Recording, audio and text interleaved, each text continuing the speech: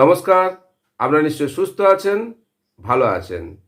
কয়েকদিন আগেই শিক্ষক শিক্ষিকাদের জন্য টেট পাস বাধ্যতামূলক সেই সংক্রান্ত যে রিভিউ পিটিশনের ওপেন হিয়ারিং হয়েছিল, সেখানে মাননীয় বিচারক শ্রী দীপঙ্কর দত্ত মহাশয় যা বলেছিলেন তার ভিত্তিতে এটা অনুমান করা গিয়েছিল যে শিক্ষক শিক্ষিকাদের টেট পাসের যে রায় আগে তিনি দিয়েছিলেন তার সেরকম কোনো পরিবর্তন হবে না, শুধুমাত্র পাস করার সময়সীমা হয়তো বাড়তে পারে।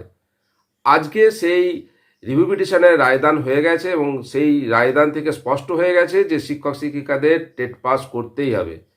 1 সেপ্টেম্বর 2025 থেকে যাদের চাকরি আর 5 বছর ছিল তাদেরকে টেট পাস করতে হবে না, টেট দিতে হবে না।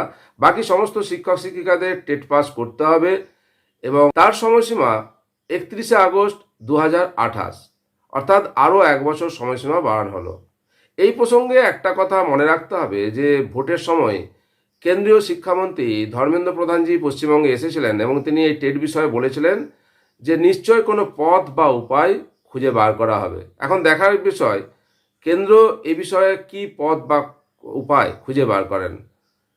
তবে একটা আগের মতো একটা উপায় আছে। 2017 সালে অর্ডিন্যান্স জারি করে ক্যাবিনেটে যে সংশোধন আনা হয়েছিল সেভাবেই রেট্রোস্পেক্টিভ এফেক্টের বিল এনে যদি সংশোধন আনা যায় তাহলে একটা উপায় বা পথ বেরোতে পারে। তবে সেই পথ বা উপায় এখন দূরের কথা। ইতিমধ্যেই রায়ের ভিত্তিতে বলা যায় যে সকল শিক্ষক শিক্ষিকাকে 31 আগস্ট 2028 মধ্যে টেট পাস করতে হবে।